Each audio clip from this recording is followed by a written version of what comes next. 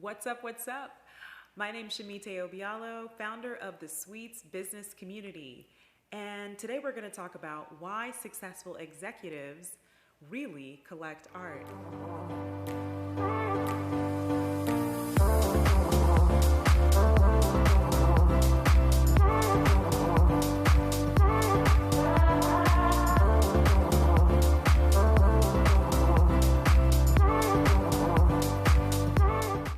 So, Artnet, which is one of the premier industry publications in the art world, puts out its list of top 200 collectors every year. It's something like the Midas list, which is basically a list of the top 100 tech investors. So on the Artnet top 200 collector list, there are so many names that you're going to recognize. Bernard Arnault, founder and CEO of LVMH. George Lucas of Lucasfilms and his wife and partner, Melody Hobson of Ariel Investments. Mark Andreessen of Andreessen Horowitz venture capital firm. Jeff Bezos, founder of Amazon and the richest man in the world. Swiss Beats, rapper, producer, and co-founder of the Instagram show Versus. Troy Carter, former manager of Lady Gaga and founder of the Atom Factory. And Ray McGuire, former Citibank executive and former mayoral candidate in New York. There are three key reasons why executives and investors and high net worth individuals collect art. First, passion for the love of it. Think about someone like Swiss Beats, who, along with his wife Alicia Keys, over the last several years have been building the Dean's Collection, which is all about supporting emerging artists of color. And they've created a platform called No Commission, which has been an incredible new kind of art fair where there's no intermediaries taking a percentage of the profits from the art sales. Experimenting with ways to kind of promote artists because he is an artist himself and really kind of resonates with the struggles of being an artist and making it as an artist. I also really love a piece that I own by Tim Okamura, Black and Gold. And Tim Okamura is an oil-based painter who I've had the privilege to work with and get to know. And his pieces are so textural in the painting and the way that he paints, and they are all about empowering an artist community and empowering a lot of Black women you'll see depicted. And so I remember when I bought that piece, I actually hung it up in my office at my law firm, and as people would pass by my office, they would love and they would just peer in and see this elegant woman of color. And I could see that it really kind of let them know and gave them a sense of who I am.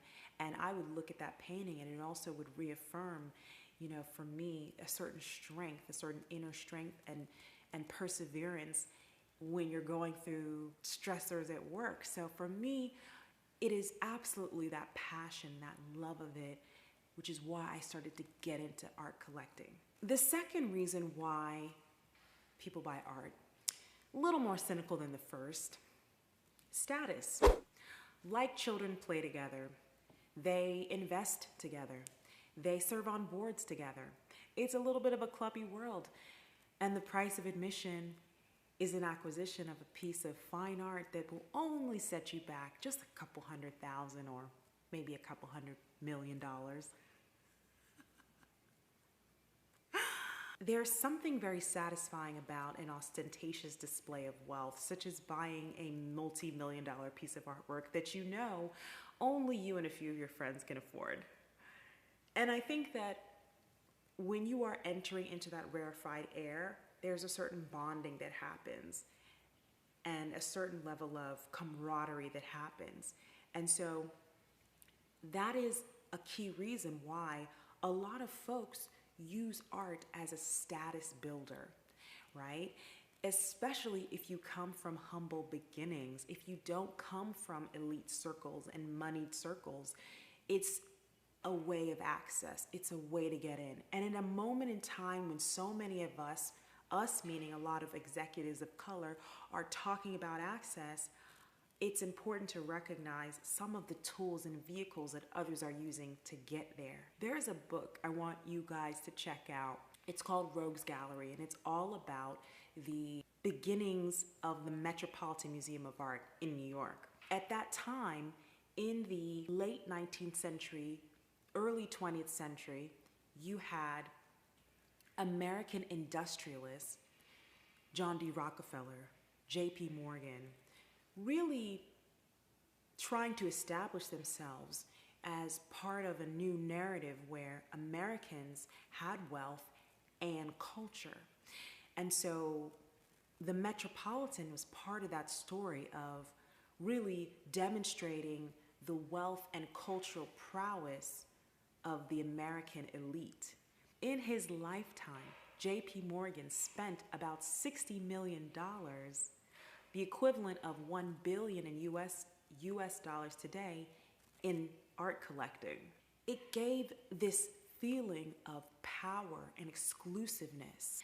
Even in those early days, the men who we think of now as titans of industry and philanthropists second to none were scratching their way into connectivity and acceptance because they were part of the American elite, which was still looking very much to Europe for affirmation and validation. In the same way, where you have new money, new wealth being generated in the tech industry, in real estate, particularly in communities of color, you are tending to see this as a primary driver for status creation. So the third reason, and this is probably the most icky kind of reason, some of you guys aren't gonna like it, but the third reason why a lot of people buy art is because it's tax efficient. It is an amazing tax planning tool. Caveat, I'm not a tax advisor. I am not your advisor. So you should probably look elsewhere for tax advice.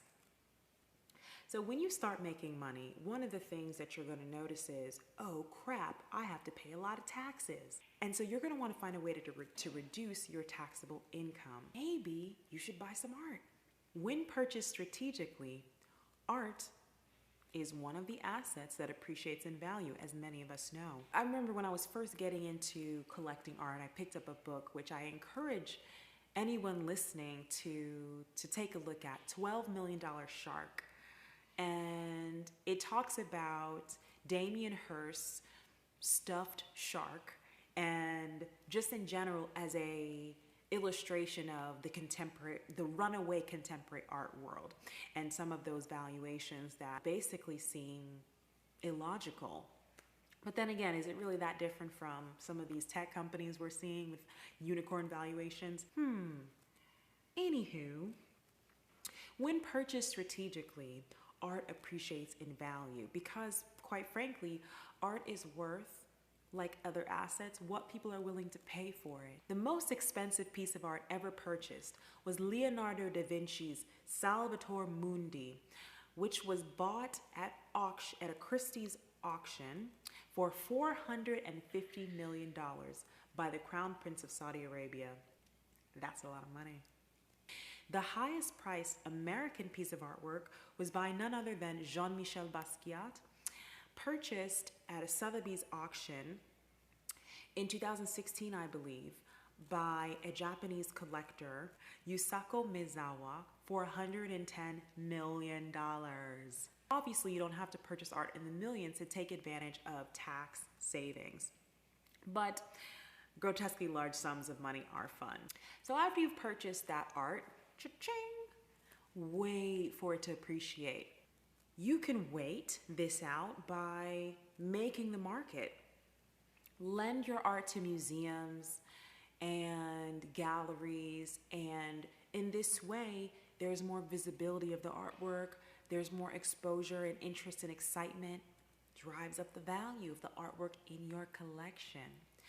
I remember going to the National Museum of Art a couple years back, my alma mater, Duke University, and seeing power couple Pamela Joyner and Alfred Giuffrida's Solidary and Solitary exhibition. Now, this exhibition traveled to the Smart Museum Art in Chicago, the Baltimore Museum of Art, and of course the National Museum. Lots of eyeballs, lots of visibility.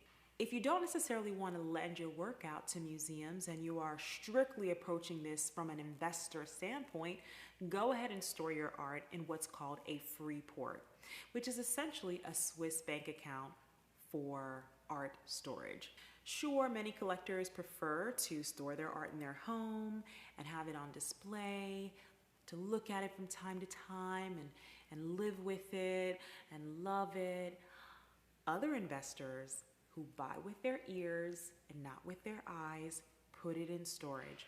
Let me tell you about these free ports. Free ports are storage facilities where goods can be handled with less oversight. They were initially inventions to facilitate international trade, so they are exempt from some of the taxes that you would normally have, like tariffs for international commerce. Switzerland, Singapore, Luxembourg, even Delaware. Delaware has no sales tax, and also there is no import tax for bringing art into the country. And so these free ports are a great tool to store your art without a lot of the visibility. And in many cases, you're storing it anonymously, so people might not even know that you own the asset. How you use that information is up to you. Finally, it's time to donate. Put your angelic halo on and give it away. Channel the Warren Buffetts of the world and this billionaires giving pledge and give it away. But guess what? The beautiful thing about this tax planning strategy is you are going to have seen your art appreciate in value, right? And so the donation is not the value of the art that you paid for. Maybe you bought your art for $50,000, but you donate your art for $300,000. And you're able to deduct the entire cost of that piece of art in its appreciated value from your taxable income over 5 years. Great tax incentive. So let's bring it on home. The bottom line is, this is about understanding how the game is played. Art is a tool for wealth creation and wealth preservation. At the Suites, we are forging strategic partnerships with cultural institutions, with museums, all towards the end of getting our members access into the right circles so that we can begin to cultivate that knowledge, build that wealth through art, through the social connectivity and social capital that comes along with being part of the club. So I want you guys to be a part of that. I hope that this short video helped to give a little insight about why successful executives really buy art. If you enjoyed this video, please subscribe and head over to www.jointhesuites.com to learn more about our business community and maybe even becoming a member or a partner. I'll see you guys next time. Bye.